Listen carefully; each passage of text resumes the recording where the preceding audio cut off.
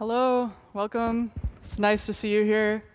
I'd like to talk about calm technology, designing for the next generation of the many things that we will have to deal with. Who's seen quotes like this, that 50 billion, 100 billion, 20 billion devices will be online by 2020? I like to look at these futuristic quotes and say, does this actually sound good? Let's consider the ways in which this could actually go wrong or could go right. So let's look at things like the smart watch, which replicates a lot of the notifications that you already get on your phone. Or a lot of companies try to come to me and get me to build them a smart fridge. Different pitches for this smart fridge have ranged from, you have to use your fingerprint to get into the fridge. But if I'm cooking, my hands are messy. I have to clean off my fingerprint every time I go into the fridge. Or the idea that it's connected to my meal plan, and so I can't eat anything that's bad in the fridge. But I could have a smart fridge, but I still have a dumb cupboard. I can get my sweets out of the dumb cupboard. This isn't going to change anything. Or the idea that you might have to have some sort of payment plan to access this fridge, or that it connects to your Wi-Fi, in which case your fridge might get hacked and then attack some part of the web as part of a botnet, which we've already seen happen before with Wi-Fi routers. Even worse, people tend to think about these devices as separate devices. Oh, here's a smart watch, here's a smart fridge, here's a smart sink, here's a smart home. But what they forget is when you have all of these different devices in the same place, speaking different programming languages, different alert styles, all on your Wi-Fi, all connecting through Bluetooth, and then you don't have enough bandwidth left to stream Game of Thrones or whatever you're trying to watch, because all of these devices are taking up all of your bandwidth and all of your mental space. They're all trying to vie for your attention. Plus, each time that you have one of these devices, maybe the company will go out of business, maybe one of them will be hacked, and so you're left with what I like to call the dystopian kitchen of the future, in which everything is smart, but you're not a smarter human. You just have to deal more and more with each of these devices. I don't know about you, but I don't want to be a system administrator to live in my own home. I would rather go home and relax, because that's what a home is for. When we start to rely on these devices more and more for life or death situations, then we remember that it would be nice to have some standards around them. This is an example of PetNet. This was a startup company that said, we will feed and water your pets for you, and you can Skype your pets and see them remotely and check in on them. A lot of customers said, yes, I will buy this device. So they bought the PetNet system, and they said, now I never have to worry about watering and feeding my pets again when I'm out of town. But what happens when something promises something like this? There was an issue where the Wi-Fi access went away, and the default for the pet feeder was not to feed and water the pets on a schedule. It was dependent on the web to feed and water these pets. And so when the access went down, we got a new kind of Schrodinger's cat and dog. We didn't know whether our pets were alive or dead. And this was a big issue because when you look at the terms of service, I thought, oh, well, people will sue this company. This didn't happen. The terms of service said, we're not responsible for service failures, even though their website advertised that you never had to worry about feeding and watering your pet. Imagine this as a human. Imagine this as one of your aging parents that is connected to a power supply, that you have a promise as a customer that you will have support, that there won't be a catastrophic failure, that it won't be hacked, that there won't be security issues, and that, yes, in the terms of service, oh, it doesn't matter. It doesn't matter if these pets die. It doesn't matter if these people die, because terms of service, here you go. So these are the things that I'm concerned about. First, the distraction that we have as individuals. Second, the distraction that we might have from service failures. And third, the bandwidth that all these devices are taking up that doesn't necessarily give us anything back in return. We were promised an era in which more technology would give us more freedom and more focus and more excitement and more free time generally. Yet we have this era of interruptive technology in which all of these things don't necessarily work all of the time. It's kind of a mild dystopia, yet we get a lot of really exciting things as well. These products are exciting. But we need the opposite of that. We need a calm technology. When I was writing my thesis on mobile phones in college, I found these two researchers from Xerox PARC in the 1990s, Mark Weiser and John Seely Brown. Now, Xerox PARC was this kind of think tank research organization that was also responsible for making sure that printers were distributed throughout the United States and the world. But that's also where a place where Ethernet came out, and all of these anthropologists and technologists came together to create futuristic interfaces. The research that came out of here was interesting because they were able to simulate the future before it existed. Mark Weiser and John Seely Brown came up with the term ubiquitous computing, which we now know as the Internet of Things. They said, at some point in the future, the number of devices in the world will outnumber humans. We'll live in a world full of tablets, pads, and boards, which we now have, this being a board and the pads and tabs in your hands. And at that point, the scarce resource in the 21st century won't be technology. It will be our attention. How do we make technology that works well with our attention and doesn't overwhelm us, that allows us to be more human, smarter humans instead of smarter machines? They wrote a number of papers that are really easy and a joy to read. One is called The Coming Age of Calm Technology, in which the first part of technology was that many people shared one computer in a mainframe computer, and then there were a few computers per people. We had the desktop computer, then we had devices, and then the ubiquitous technology era is when many devices outnumber people. There was also a wonderful paper they wrote called The World is Not a Desktop, in which every time we think about designing a lot of these systems right now, we assume that somebody has a lot of attention. They can pay attention to a full screen like this, that there will be good bandwidth, that there will be good cell signal, that there will be good Wi-Fi. But in reality, the world is no longer a desktop. We can't expect users to be rooted to place, having really good conditions. We have to plan for a world in which somebody will go on a subway system and they'll get out of cell range. How does the technology work when it fails? How can we make better technology for these unintended situations that people will get into? And how do we make sure when we automate specific parts of these technology that we don't leave people on pause as a result? So let's talk about designing calm technology. There were a number of different principles that Mark Weiser and John Seely Brown came up with. The first one is that technology shouldn't require all of our attention, just some of it, and only when necessary. What is the only times in which we should actually get the information from the technology? Right now, we just have lots and lots and lots and lots of notifications. They're not all necessary. So let's look at an analog example of a tea kettle. A tea kettle you set, you forget, you go to another room, it tells you when it's ready, and it uses your peripheral attention to get that information across. It shouts at you. It also makes that notification under its own power. When the steam comes up through the kettle, this is the information that pushes the notification to you. Secondly, technology should empower your peripheral attention. Your peripheral attention has so much, it has low resolution, but there's so much of it. You can use touch or haptics, you can use auditory alerts, you can use simple tones, you can use lights. You don't have to have a full display every single time that takes somebody out of their primary focus and into this other primary focus. You can use the primary attention right in front, you can use secondary attention all the way to the back of the head, you can use the sense of touch. There are so many different senses that you can use, and oftentimes we're focused just on the visual sense, and we miss out on a lot of information that we could kind of embed in these different senses. This is a silly example, but this is the Lumobac Smart Posture Sensor. This is a sensor that you wear around your waist, and when you're slouching, it buzzes you. It's kind of like little brother or little mother technology, where it's kind of watching you from below and letting you know just when you need it and not when you don't. The other thing is that this doesn't use a beep or a smartphone. It just sends you a message through a haptic response. I used to have an employee that had an insulin pump. He got really excited that he would get an insulin pump installed so that he could have his blood sugar automatically regulated. But there would be a beep on the device when he needed to refill it with insulin. The problem with this beep is that it sounded kind of like a phone. So when he was at a wedding or a funeral or a movie theater, he would beep, and everybody would look at him as if he were very rude. It gave him away that he was a cyborg, that he had an insulin pump, and he was very embarrassed.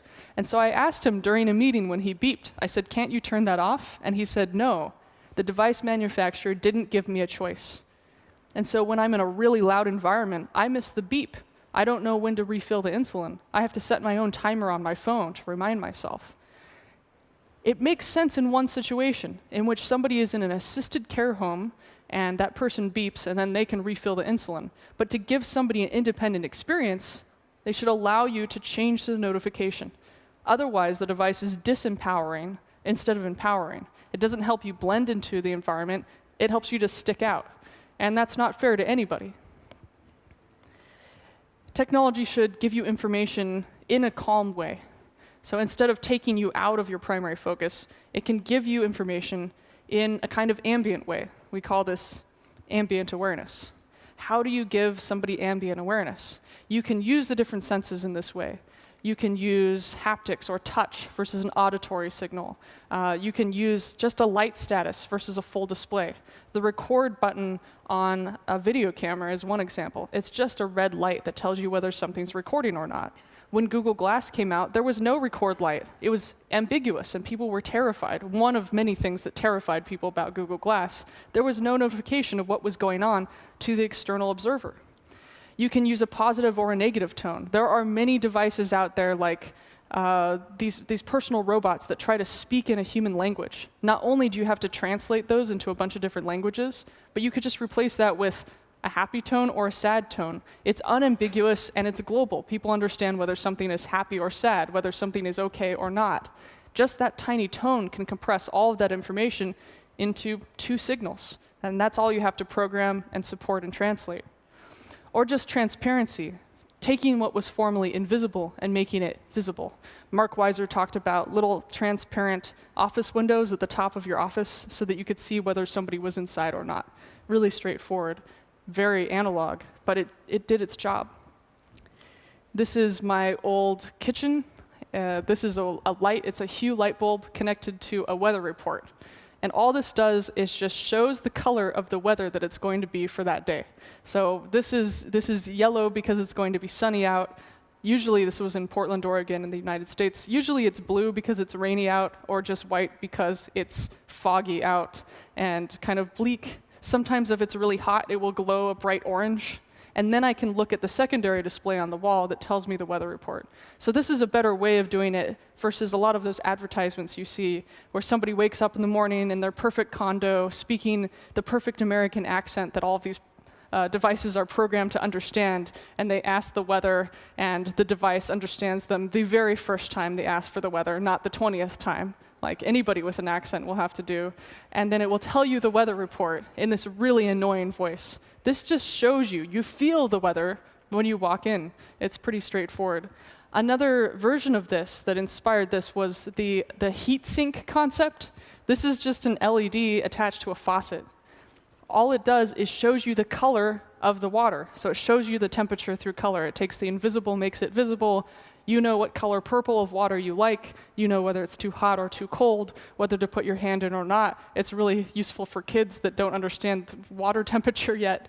But this is just a simple way of using color, taking a principle of synesthesia and taking one sense and turning it into another sense.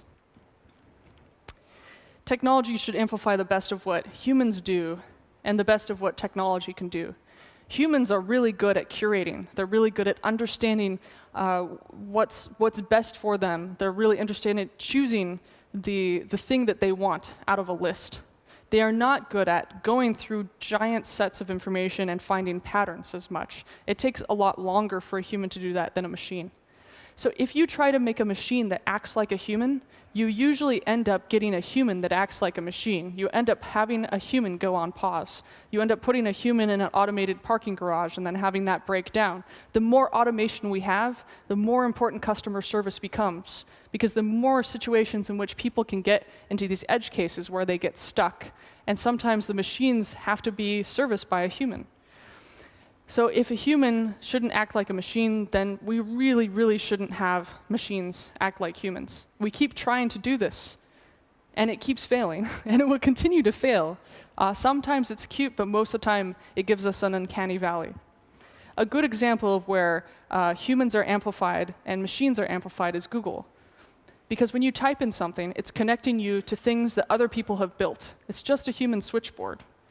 And it gives you a set of 10 results that you can choose from. At the end, you're choosing, not the machine.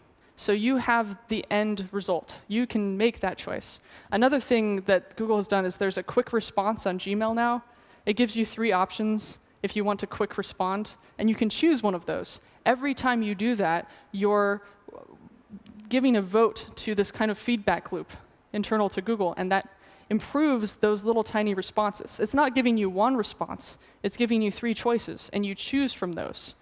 So if we think of a future in which machines do a lot of our work, it should be that machines do some of our work, maybe 80 or 90%, but at the end, we are given the choice of what to do, and it's just helping to suggest what we should do instead of do the entire thing for us. That way, we're always choosing, and we're informing a feedback loop that improves things over time, instead of having this very rigid system where the machine thinks it knows what we want. Because most of the time, it's wrong, with horrible results. When we think of where automation goes right, let's think of the things that humans are bad at, humans don't want to do. This is Todd Huffman and his company called 3Scan. He made a company that takes human tissue biopsies and takes a diamond knife and cuts them in a 3-dimensional cube. And each time it cuts in these 2-dimensional sections, it scans it and puts it into a database. And through that database, using machine learning, you can actually predict whether something will turn into cancer or not. This machine scans these tissue samples 1,500 times faster than a human. A human that has to take a couple of years to learn how to scan these things correctly can then work alongside this machine. They're not being replaced by a machine. They're working alongside the machine. The machine is doing the work that would cause them to lose their vision over time and give them repetitive stress. They can then work on doing better projects and better experiments with the degree that they have, instead of just sitting there doing really annoying work until their hands wear out. So this can actually connect more information to each other and start to predict disease outcomes and free up a lot of people, not replace them. I think a lot of our future is already working alongside machines. They're often invisible. We often don't see them, but it's working alongside instead of being replaced. It's about augmentation and feedback loops instead of completely being undermined by them. People talk about automation, and I ask them, do you want to automate spending time with your kids? No. Do you want to automate looking at a sunset? No. Do you want some things that are annoying automated so that you have more time for these things? Yes. So we have to think about that instead of this one-size-fits-all automated culture that seems like a horrible dystopia that we would have to maintain constantly. That's very complex. Technology can communicate, but it doesn't need to speak. I like the example of the Roomba, the robotic vacuum cleaner. The robotic vacuum cleaner is really straightforward because it's shaped kind of like a natural creature. It's shaped kind of like a trilobite. It goes around on your floor, it vacuums. It's not very good, it can't get into the corners, but it's adorable, and cats like it so much that they ride around on top of it in YouTube videos. But the whole point of this vacuum cleaner is that it's not more powerful than a human. But when it's done, it goes dun dun dun dun, and when it's stuck, it goes dun dun. That's it. That's all you need to know. And there's a backup little light that tells you whether it needs help or not. You as the human are helping the machine, and so it becomes adorable instead of terrifying. It's not going to destroy everything in your home. In fact, it's just this little thing that bumbles around. And it's the reason why people like R2-D2 more than C-3PO in Star Wars. C-3PO might know 200,000 languages, but he's annoying in all of those 200,000 languages, versus R2-D2 just has these cute little beeps, and it's adorable and universal. So we have to kind of think in these ways. What kind of robots do we like? What kind of notifications do we like? What things cause us joy, and what things are just annoying that we want to get out of our lives? We should never be building technology in an annoying way, because there's too much of it already, and it has to work alongside us, and it has to work well with our environment. Technology should consider our social norms. Our social norms change all of the time. There was a union of elevator operators that would push the button for you when you got into the elevator. Humans didn't trust going into the elevator and pushing that button. When those elevator workers went on strike, people realized they could just press that button and they could go up and down the elevator. But this norm hadn't been come up with yet. It's not that we're not ready for technology. It's not that technology isn't ready for us. Technology has been ready for us for a long time. We as humans are usually not ready for this technology unless it works with those social norms. So right now, our social norm is pretty invisible. It's not a big deal that most everybody in here has a cell phone in their pocket that has a video camera or a phone or a photograph device. But when that first came out, when you first were able to take pictures on your phone, it was terrifying. People thought that privacy was dead, and they started to ban them from locker rooms and things like that. And then over time, it became the norm that you could take photos. People realized that most people take photos of events or food before they eat it. In Japan, there's an actual sound that you can't turn off on your phone, on a lot of phones, to make sure that people know that a photo is being taken as a way of ensuring other people have privacy around them. But in most countries, that's not the case, and this is a thing that's just a norm. If you look below that, below the norm line, anything that gets you back to the established human norm is restorative technology. That's accepted by people. So glasses get you to the norm of human vision of 2020. A prosthetic leg gets you to be able to walk again. A wheelchair gets you to be able to move around again. These are accepted. These are not necessarily evenly distributed, but they're usually medical devices. And then up here we have things that enhance you above that norm, that are not evenly distributed. These are things that induce fear. These are things that are not fully understood. So when the Google Glass came out, it terrified a lot of people because not everybody had it. It was very expensive. You couldn't play with it. It was kind of a black box. And it wasn't just some glasses with navigation on them. There were too many features. There's a kind of metabolism rate that humans have. They can understand or get a new feature every couple years, or maybe every season at most. This was throwing 15 different features at people that they had never seen before in a new device. And therefore, it was uniformly rejected by almost every industry very, very quickly, and terrifying to a lot of people. The right amount of tech is the minimum to solve the problem. If we had said, let's re-release Google Glass and have a very small feature per couple years, we might be wearing these headsets now, but it would take a long time for us to do that, a long time for it to sit okay with us, just like it took a long time for us all to get cell phones in our pockets. I really like the simple technologies, the things that we don't really look at but are ubiquitous. Street lights are really simple. It's just a light. It tells you whether to go or not. It's understood by everybody. Imagine building a display like this today. You'd have to have it like Bluetooth connected to your car, and then you'd have this big OK button, and then you'd have to like negotiate with every light as you went by. It'd be horrible, and then the Bluetooth would go away, and then somebody would hack it. It doesn't make any sense. But today, this is just how it's the punctuation for the road. It's very straightforward. Or on a plane, a toilet occupied sign. Again, you don't need to have to translate into a different language. It's universal. Even if you're red-green colorblind, you understand what part of the light is on or off. It's a pictogram. These are really boring, mundane technologies. But I would really like to see more of our tech be mundane and boring, the least amount to get the job done, instead of overbuilding everything. Every new feature you put into a product that's not absolutely necessary has to be supported by your customer service department, has to be supported by your developers. And it costs so much more money over time that it could bankrupt your company if you keep it for too long. And this is really upsetting because we see a lot of really exciting products out there, but there are far too many features for people to digest. And at this point, like, I can tell whether a product will fail pretty quickly based on all of these extra features. It's hard because executives say, we need to put the next feature in. We need to include artificial intelligence, even though we might not know what that is. We have to do it, or we'll fall behind and we'll get eaten by another industry. It's often the opposite. It's the companies who say, what are we optimizing for? What's the least amount of tech that we can do for that? How do we make our customers happy? How do we make our employees happy? How do we make a longer-term company? And they can weather the storm as everybody else tries and fails to implement these new exciting things and actually provide something valuable over time. That's really hard to do, because if you're acting out of a state of fear, trying to implement all these new things, you end up missing out. You end up making something that's brittle, and it can die and fall really quickly. With that said, technology should work even when it fails. Look at an escalator. What happens when an escalator fails? It just turns into a staircase. What happens when your phone fails?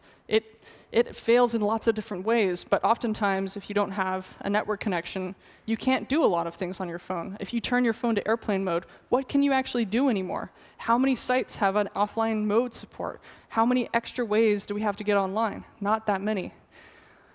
So if good design allows people to accomplish their goals in the least amount of moves, take away the number of moves until there isn't anything to take away.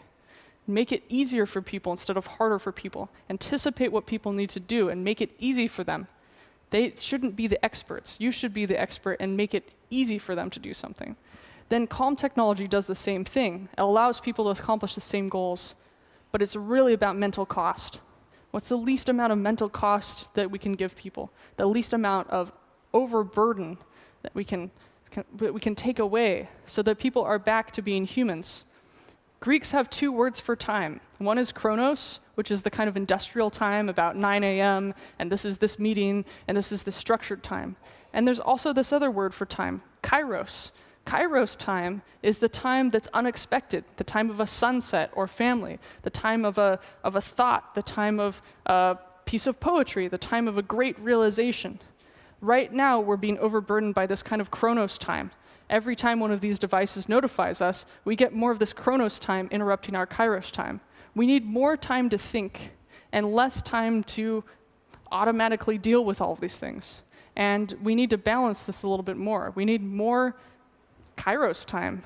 And if we don't have that, how are we going to come up with the next weird revolution in computers or the next weird revolution in our cities? We have to have more of that time now, and we have less and less of it.